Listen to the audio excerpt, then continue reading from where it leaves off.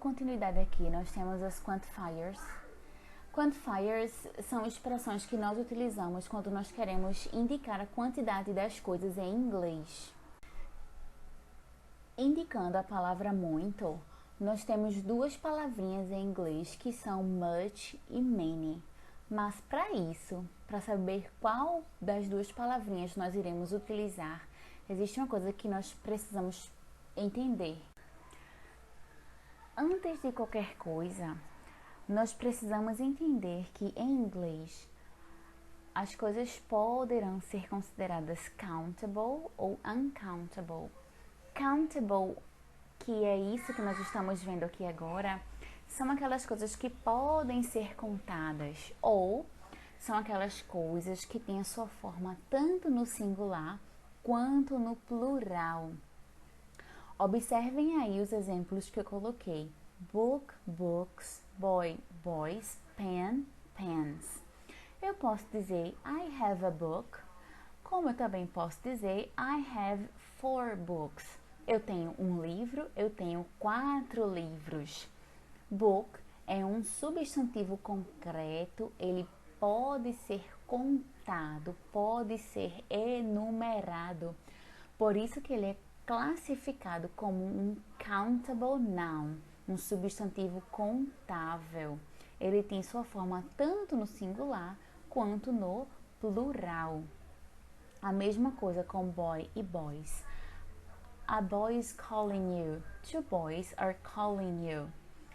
No primeiro exemplo, disse que um garoto está chamando você. No segundo exemplo, que 2 garotos estão chamando você. No terceiro exemplo, she has a pen, ela tem uma caneta.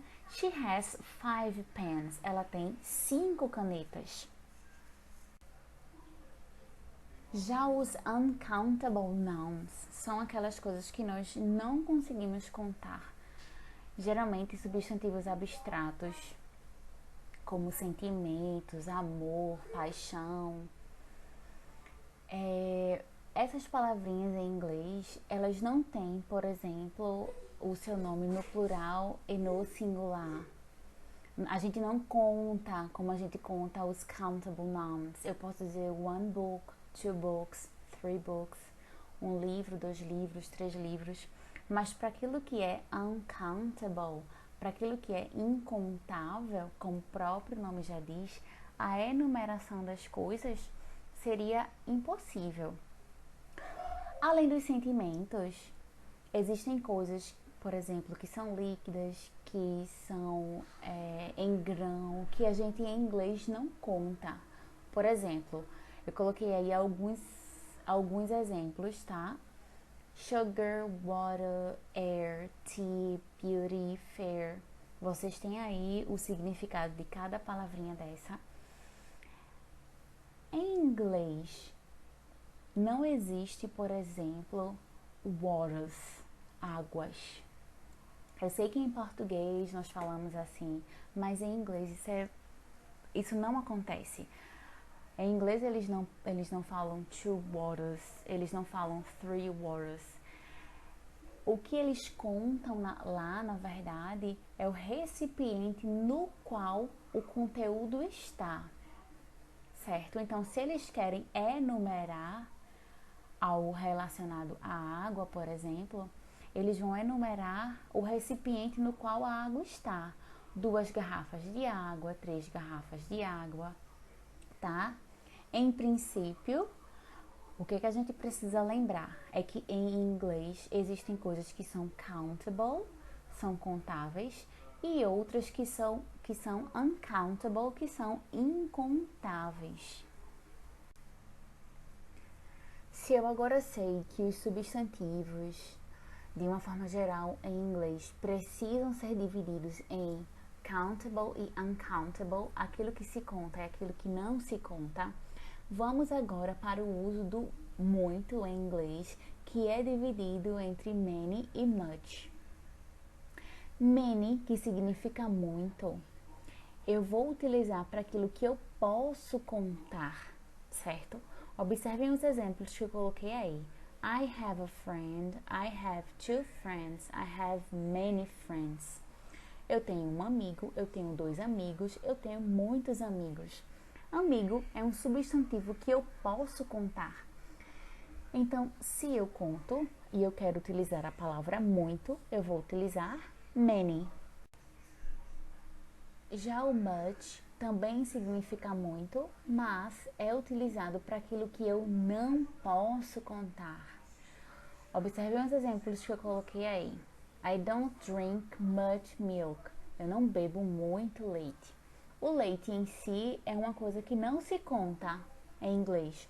O que eu conto é, por exemplo, quantos copos de leite eu bebo, quantas caixas de leite eu compro.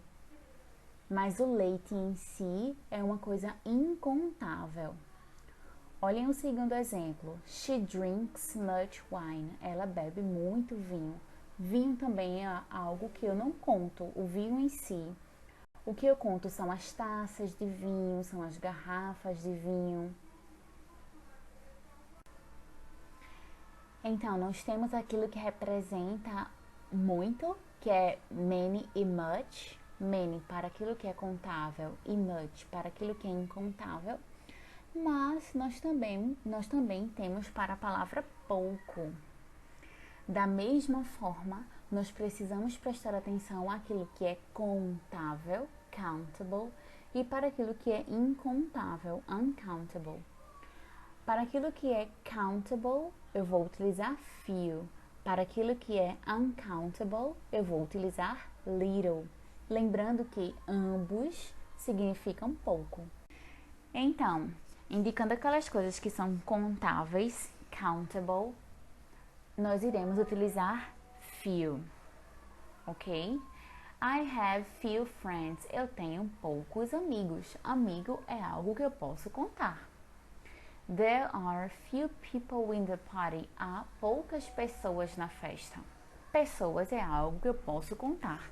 Então, neste caso, nós iremos utilizar few. E agora, por último, nós temos o little, que também significa pouco, mas é pouco para aquilo que é uncountable, ou seja, aquilo que nós não podemos contar.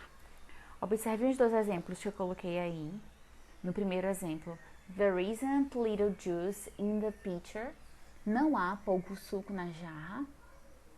Por que nós utilizamos o little? Porque juice é suco e suco é algo que não se conta. No segundo exemplo, does this coffee have little sugar? Esse café tem pouco açúcar?